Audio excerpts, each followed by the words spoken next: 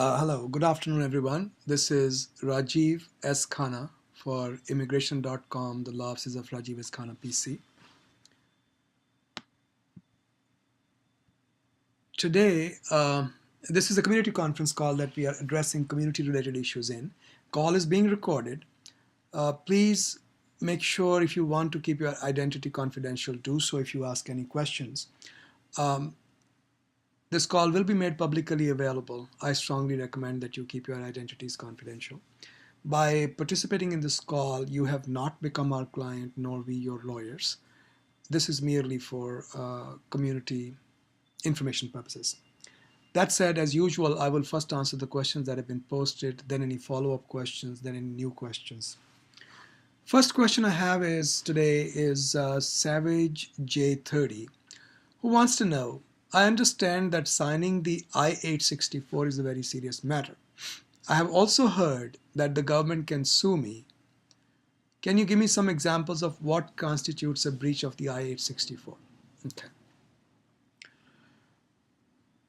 I-864 is a contract between you, the person who's signing the I-864, and the government.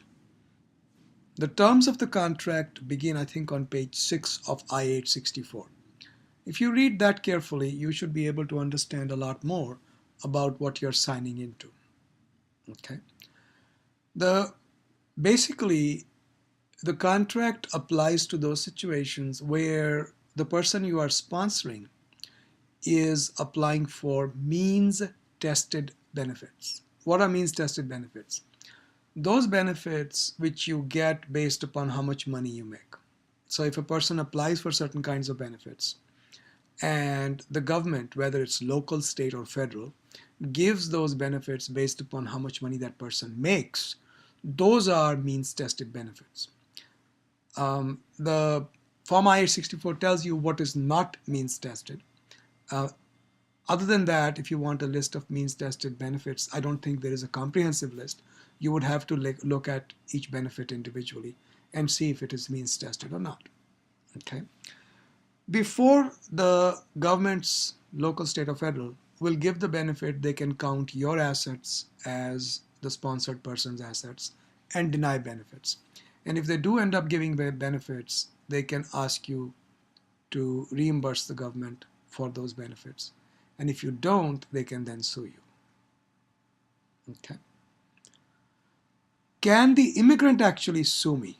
For example, if she divorces my brother or thinks I do not give her enough money. Well, I haven't researched this issue specifically, although there is no contract between you and the immigrant. I'm quite sure there are some cases where people try to make it into a private contract and try to sue on Form I-864, especially in the domestic relations area, divorces, etc. But since I don't practice in that area, I don't know off the top of my head how did those cases ultimately turn out. Okay, so I really don't know what the success rate of a lawsuit like that is. I would be very surprised if courts allowed us to make a private contract out of an I-864. Okay. Next question is from R.K. Gupta about switching jobs on H-1B and retaining priority date. Okay. Very good. Green card filed, priority date of May 2009. Been on H-1B since 2007 from India. Currently working with the same employer. EAD AP is in hand. Waiting for PD to become current for GC. Okay. What options do I have for switching jobs on H-1B without losing priority date? I cannot do AC-21 because he wants to move to a completely different job. Excuse me. The way it works is to retain the priority date, you really don't have to do anything. The priority date is yours to keep as long as, this is the current thinking of the government, as long as they do not revoke the I-140 for fraud or misrepresentation. Even if the old employer withdraws or revokes your I-140, that does not take away your priority date. Couple of important things to remember in this context. Your priority date is transferable across categories, which you obviously know. So EB3 can be transferred to EB2 or EB1 and vice versa. And it is also, by that same token, transferable to different jobs. So you could go from being a database administrator to a vice president. You can still carry the same priority date. Okay. Now, the question that you've asked me is, and also of course geographical location, you can be anywhere in USA. Is there any similar constraint? The answer is no. If you are only aiming for a priority date, not for AC-21 portability, there is no constraint of a same or similar job. Okay. Anything I should watch out for? Well, that depends upon your entire case. What kind of job are you going to? Are those people going to be able to show ability to pay wages? Do they have sufficient funds in their tax returns? So those are typically the things that I look for. Other than that, I mean, there's a whole list of reasons why a green card can be denied. And it's pretty much, I wouldn't say infinite, but indeterminate. There are so many things that can go wrong. I can't really list them all for you. Okay. Next question is MU Murulik. Murulik wants to know, can I come back to USA on F2? I am in India. I couldn't come back. I had an H1. So here's how I look at it. I saw that you said that your wife is doing a certificate program. Can I get an F2 on that? The way I look at it, as far as I know, in order for her to have an F1, she's obviously doing a full course of education. Okay? And if she's indeed doing that, you should be allowed to get an F2, no problem with that. If she can get an F1, you can get an F2. Okay? So that should, I think, in my view, it should work. Now the question is, how much time is left on her F1? Let's see. Due to complete on 22nd May 2013. Well, you can try. I don't know how it is going to pan out. You can try. And since you have a question there about OPT, I believe she qualifies for OPT. Double check with the DSO of the school she's in. If she's been in status for as a full-time student for, I think it's 2 semesters, she's allowed to get her OPT, and she's not used it before. So double check with the DSO. So that makes your case for an F2 even stronger, because the duration of the F2 is longer than just May, even though you're asking for F1 till May only for now. But eventually she'll go into OPT, and so you can continue to be on F2. Okay. Rest of the information you have given me, I've already read through. So, oh yeah, you have a question about H1 cap. So if you come back to USA, will I be under H1 cap? Okay. And second question is, should I get stamping done before starting work? Let's look at your situation. You came to USA in November 2007 on H1B. Okay. 5 years later, you went back to India. That's August 2012. So one thing is for certain, you've not been outside USA for more than 1 year. Therefore, you're not subject to the quota as long as you return to USA before August 2013. Okay. So you may not have a lot of time left on your H1, but you will not be subject to the quota. Next question you asked was, can I get an H1 within USA? And the answer is sure. Certainly looks highly likely that's what will happen if it gets approved. It should be approved within USA, because you would be in valid F2 status and you're converting from F2 to H4. Next question is from Kiran, who says his handle is L1BTOL1A. L1B to L1A, I guess that's what he's saying. L1B to L1A.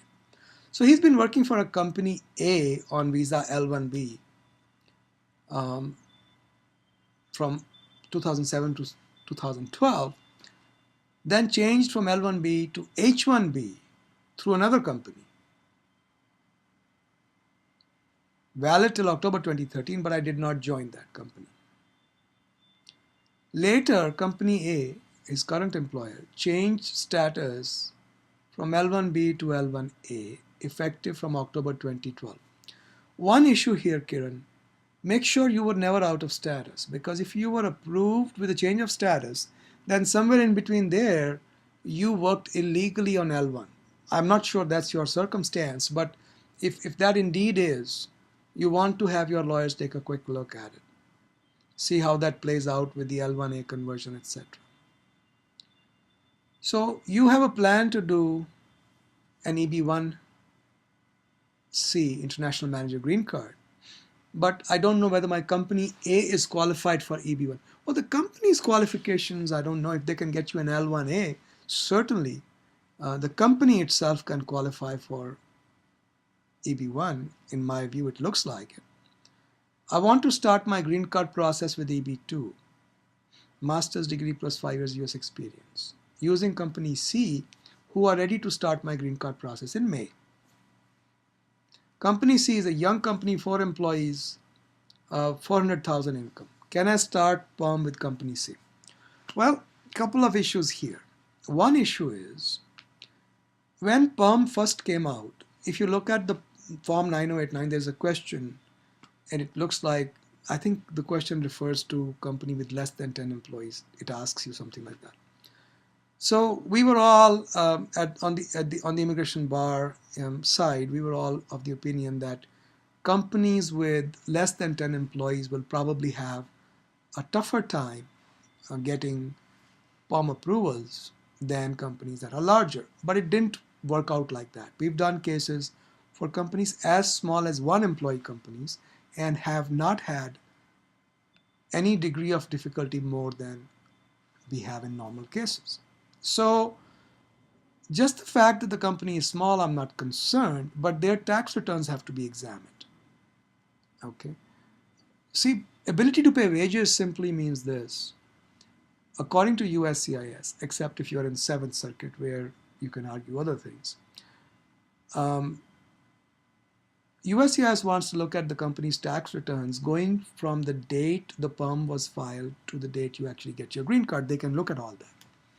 Typically, they look at only the year PERM was filed. They look at the tax return. They look at the net taxable income. Does the company have money? And then if there's not enough money there to pay your salary, they look at the net current assets, Schedule L of the tax return. Okay, this is a long term. I mean, I would have to look at the tax returns, or your lawyers would have to look at the tax returns to decide whether or not the company is capable of paying wages. If the job is bona fide, good faith, honest job offer, and if the company is making enough money, I don't see any problem applying through them. In case if I get PERM and my I-140 before my L1A expires, can I extend my H1B for 3 more years? To the best of my knowledge, you should be able to. I don't see why not. Can I extend my H1B even if the H1B expires when I will be on valid L1A? See, this is a tricky issue. I'm not sure I know the answer to that. So the question is this. I am on L1A. 7th year of my L1A expires. Can I now get 3-year H1B extension because my I-140 is approved? I don't know. I'll have to look at the law very carefully, look at some of the memoranda, because, of course, if you are on H1 already and your time expires, you can keep getting H1 extensions, including the 3-year once the I-140 is approved, that extension that you're talking about. But can you also take advantage of going into H1 status for 3 years if L1A 7 years expire? I don't know. I don't think anybody knows the answer to that question. My guess, this is a guess, underscore that, guess, is that you should be able to. Okay. But if you want to be safe, then convert to H1B before your time runs out, so that then if the I-140 gets approved, beyond question, you will be entitled to a 3-year H1 extension. Next question is from Sikandar. Green card application followed by tourist visa application and vice versa. I am a US citizen, want to apply for green card for my parents. So the question is, if I'm a US citizen, I apply for green card for my parents. There are two ways I can do that. Outside USA, when they are still outside USA. And second, if they are inside USA visiting, and I convert them to green card. And then they give me a link to my blog, which was August 13th, 2009 on this topic. And the answer, it's right here. That link is right here in case you're interested to see. So the answer is yes, that's still good law. There is no change in the laws in that respect. If they have a green card pending, their entry on tourist visa can be denied. I hope that CBP is not so incredibly and unreasonably tough on older people, parents of a US citizen, that they would turn them away at the airport, but they can. Okay. Second problem, if they enter USA using tourist visa with an intention to convert to green card, that can become a problem.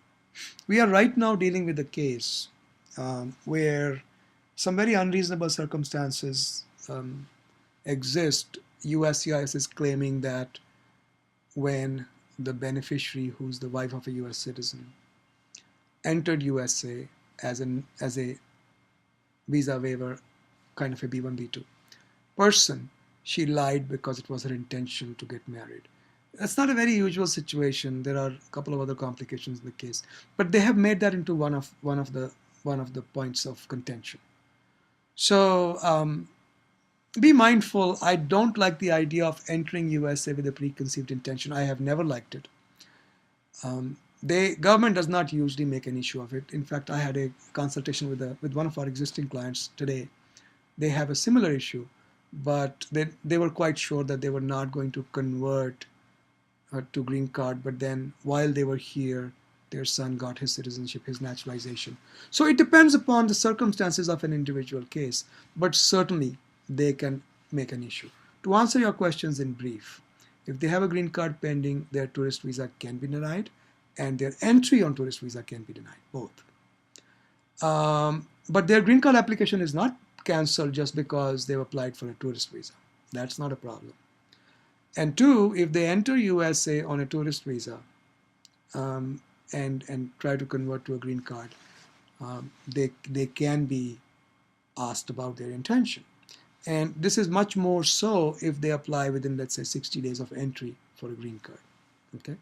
By the way, Sikandar, I like your SIG line. It says, always eat dessert first. I completely agree. Next question is IMQ7. Currently on L1B, expiring June 2013. Spouse is on L2 EAD. Expires the same day. I intend to apply for E2.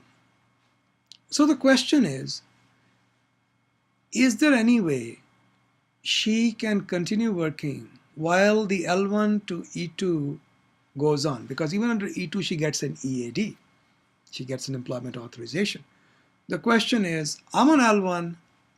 I want to convert to E2. Is there any way my spouse can continue working while that L1 to E2 changeover is going on? I'm trying to think what could be the way to make that happen.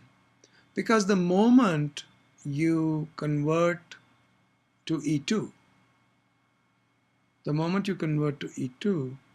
she should not be working anymore because she's no longer on L2. And one of the scenarios you've raised is, should I do a change of status? That might be something worth trying. And I'm pretty sure E2 you can do premium processing.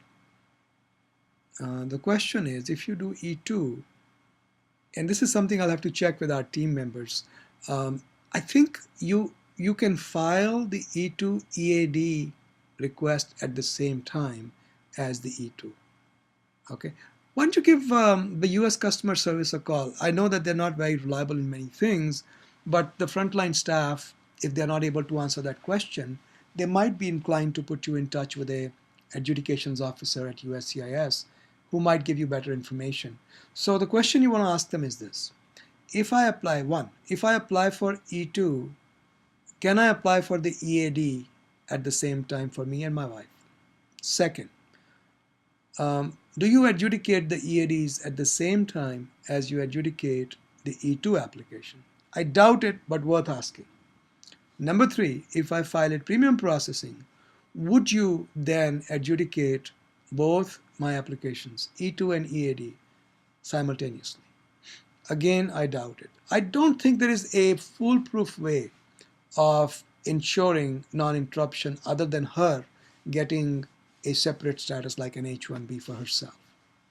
Okay. Next question is from Prakash, who says, derivative spouse 485 is pending. Very nicely summed up, thank you. Derivative spouse 485 pending, primary received citizenship. Will USCIS deny her application? Yes. Yes. You should convert, what you should do is immediately file I-130 for her and request USCIS to take that I-130 and put it on top of her existing employment-based derivative I-485. Okay. File I-130 as the spouse of a US citizen and immediately request at the same time that they attach the 485 to your application. That should work. And the last question today was something about the requirements for acceptable photographs in UK. I'm sorry, I have no idea. And we cannot move these comments, individual comments from place to place. Sorry. Okay. Now, if anybody has any follow-up questions on what we have discussed so far, please press 5* on your phone. 5*.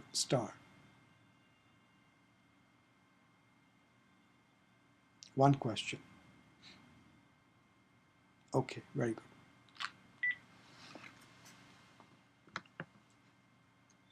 Let's see. Area code 207. Go ahead, please. Hello, Mike. Can you hear me? Yes, ma'am, I can. Can you hear me? Yes, I can. Thank you. My question is, it was regarding the second last question you read about from L2 EAD to E2 EAD. Yes. And you mentioned that either we could call the adjudication office and check. One moment, ma'am. I think I messed something. Hello? Yeah, please. Sorry, My follow-up question is that would it be possible, instead of moving from L1 to E2, if I were to do L1B to L1A, which I'm eligible for also, would then the EAD be able to continue from L1B to L1A, because I do get 3 more years on L1A if I go on L1A instead of continuing as renewal on L1B. Okay. L1B to L1A can be done under certain circumstances. And Right. L1A is for 2 extra years, not for 3 extra years. So you get 7 years on L1A and 5 years on L1B. Okay. Now, I think your question is this, ma'am, that can your husband continue to work on his EAD if you go from L1B to L1A? To the best of my knowledge, yes. But again, this is not something that's written down in any books. It'll be a good idea to double check this with USCIS. And who you want to call is not the adjudications officer directly.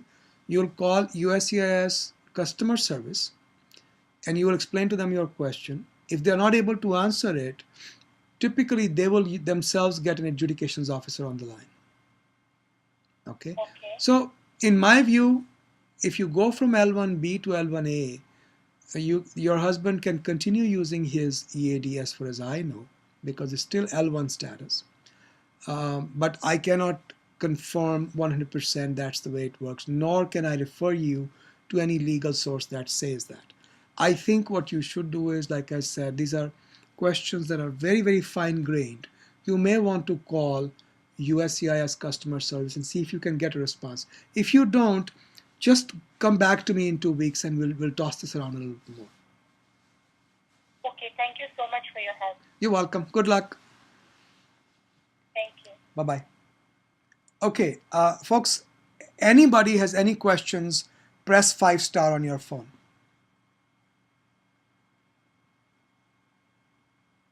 Five star if anyone has any questions.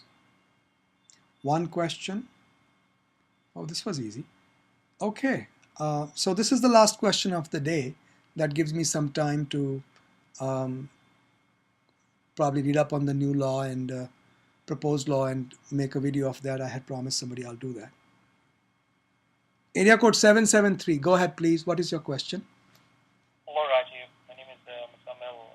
Just wanted to have a question.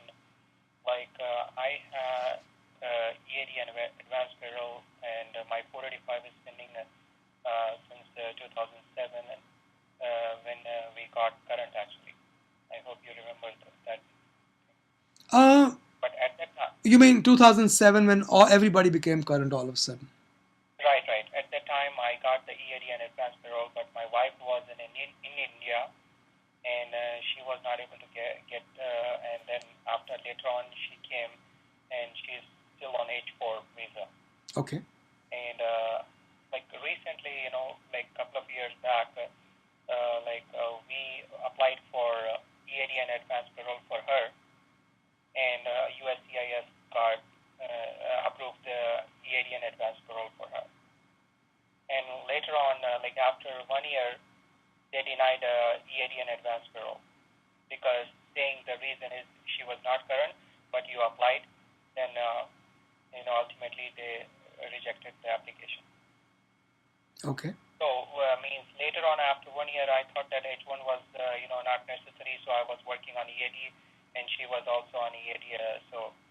But ultimately this denial come, and then I was very surprised of the denial. But she has to leave the country, and she left India, and then because if I want to get her, then I need the H1 again. That is correct. So so my company has applied the H1 and got approved. Good. So I'm planning to go to India and get it stamped. So let me stop you for a second. Let me stop you for a second. Is there a reason you're not going to Canada to get it stamped? No, I'm just going India directly for stamping. You may want to consider. She's also in India, right? You may want to consider just applying from Canada. It's maybe a little bit easier. Are you working at an end client, or are you working in house for a company? Consulting company through. Yeah, so I think you may want to think about maybe applying through Canada. Not that it's going to be definitely easier, but maybe a little bit easier. So keep going. What are the questions you have? So I'm just worried, if the consulate people ask about what's going on with her and what's denial, is there any issue on that one? I have not looked at the details of the case. The only thing I would recommend is have your lawyers look at her case, make sure that there was no unlawful presence of 180 days or more. As long as there was no unlawful presence, I don't see any problem. You filed a 485 for her thinking it was okay to do that. Later on it turned out it wasn't. Well, you made a mistake, but so did the government. They sat on that application for so long, you thought it was okay. So personally, any of this cannot be used by the consulate to decline you your H1. I don't see how they can use this. And in case if they do it, can I able to come on advance parole by myself? Because my advance parole is valid, and if they have any issues in issuing the H1, then will I able to come on advance parole, or they will cancel my advance parole also? No, they don't have the authority to cancel the advance parole. In my view, you will be able to come back on the advance parole. Okay, if something going on in H1. Yes. I don't see how they can stop you from coming back on advance parole. So, your suggestion is to go to Canada and get it stamped, and then you can send it might be a little easier. My wife, you mean? Yeah, it might be a little easier, not necessarily, because I know one guy who's stuck in Canada for a couple of months now. Uh, if that were to happen, you can always say, I withdraw my application, I'm going to apply in India. Okay? Uh, and that doesn't make your case any more difficult than it already is. Problem is, whenever you have end client placement, we just don't know how the consulates are going to behave. The saddest thing is, employer has spent six, seven, $8,000 on getting the H1 approval, government fees, attorney's fees, this, that, and then consulate comes back with, after quote unquote investigating for 6 months, and say this is the typical response I have seen, and this makes me want to, really sue these people because this is so wrong at several levels. They'll say it appears that your employer in USA is either unwilling or unable to offer you a job. That is singularly uninformative. That does not tell us anything what the reason for denial is. And consulates have used that, and we have brought that to the attention of the Visa Center. We brought it to the attention of the Presidential Council, Advisory Council, people who advise the president. They have not changed their ways. Okay, that's what I'm concerned about. You go to India, I don't know. I mean, you may be one of the lucky ones who gets his visa stamping without any problem, but there's no way we can ever be sure how it's going to turn out there. Yeah, the reason she left in India because she was getting out of status, so that's the reason she left India the moment EAD and advanced parole got Yeah, no, that I can understand, but I don't see how that will affect your H1 issuance. I don't see any problem with that. Okay? So, if they ask anything about the denial, so we have to explain it clearly, right? On that. Absolutely. If they ask you a question, you answer truthfully. If they don't ask, don't answer. All right, George. Thank you so much for your advice on this. You're welcome. Good luck, sir. Okay, thank you. Bye-bye. All right, guys. Anybody has any questions? 5-star on your phone? Very well. It doesn't look like we have any more questions. I'm going to go ahead and terminate this call. Oops. Oh, wow. 2 more questions at the last moment. Okay, very well. No problem. This one is from India, I think. Go ahead. Yeah, good afternoon, Rajivji. Good I afternoon. spoke to you in the morning. I had just one more thing. If the research fellowship persons, can they offered me research fellowship in one of the institutes. Yeah, I remember talking with you, Doc. Can they sponsor the H1B for me if I'm paid from India? No. The way H1Bs work is this. It has to be a US employer and they have to pay you the salary. Okay? It can't be that you are self-funding and then that is getting paid to you as a salary, and even though it's coming from another source, the US employer can claim it as sufficiently compliant of the law. I mean, it's another thing if the US employer gets some kind of a grant from an Indian company and then at the same time they are paying your salary, that's fine. But I'm a little concerned that USCIS doesn't view this as some kind of a misrepresentation. I think what I would want to do is, if indeed that can be worked out, that the company that wants to sponsor your visit to USA will pay the employer, and the employer will pay your salary. If it is indeed done that way, first of all, I don't think it will work out. I don't think the university will accept that fund. But let's say if they do accept it, then when they file the H1, I think they should make it clear in the paperwork that this is what they are doing, so that tomorrow government cannot come back and say that you lied to us and you committed fraud upon us. Okay, it's not possible that H1B is done by university and the money is coming from someplace else directly in your hands. Money has to come from the university. Will I be eligible? Okay. No. Yeah. Okay. Thank you, sir. You're welcome. Will I be eligible for any other visa type? No, I've looked at your case this morning. No, I don't see any other way to do what you're planning to do. There is no other visa that I can think of. J1 was the only choice that we talked about. Okay? Thank you. Bye-bye. Thank you. You're welcome. Okay, last question of the day, area code 732. Go ahead, please. Hi. Right now I'm on H1 and then planning to go to Canada and then come back to US on visitor visa because I do have a valid visitor visa. If I do that, what will happen to my dependent H4 wife visa status? If you are not on H1, she is not on H4. It's very simple. Okay. All right? How long I can be on H1 without a job or payroll running? Not even 1 day. Okay. The bill that I'm looking at, what is that immigration reform bill that Chuck Schumer and a bunch of other people have provided copies of, that does contain a 60-day provision. I'll talk a lot more about that over the next couple of days. But right now, under the current law, there is not even a single day grace period if an employee loses their job. But you may want to look at my blog. There is an entry on if I think if you do a search, advanced search on my blog for the words laid off, two different words, laid off, you should be able to pull out that entry.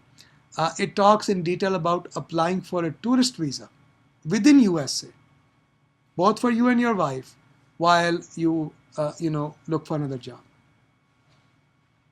Okay. It has its pros and cons. You need to review it very carefully. I've got a lot of material on this subject. And why don't you come back in a couple of weeks once you've reviewed all these things, and if you have any specific questions, I'll answer them for you. All right. Thank you very much. You're welcome. All right, guys. Are we really done this time? 5-star. Any other questions?